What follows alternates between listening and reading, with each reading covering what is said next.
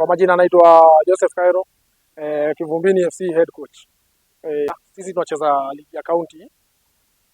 Ligi so far iko poa, ukiangalia hata table kulingana na venye iko very competitive. Ukilinganisha na last season, teams zinajituma, zinacheza poa. At least there kuna competition hapo hivyo. But ukikamna in terms ya officiating, marefari wako chini kidogo. Wanafaa wa up their game.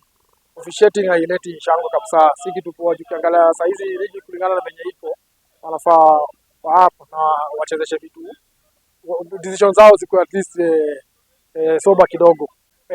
Federation wanafaa waeke more classes na nini kwa hao marefari wetu, at least wa engage kwa class sana.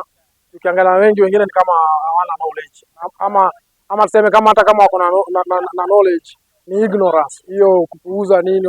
Ukiangalia decisions zingine za wanafanya kama hii game yetu sasa hizi, ukiangalia decision mob zenye refa alikuwa na make hazikuwa zina adabu,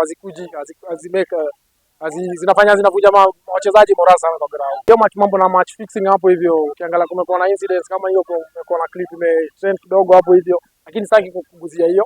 Mimi nataka niongeleshe vijana wetu, chochote chenye huwa kinakam na njia rahisi, jua tu pia utaipoteza rahisi. Sasa hiyo match fixing inafaa tufunge tu kabisa na tuache tu, turudishe boli yetu kama zamani, tucheze, tujitume, tupate time yako, jipush.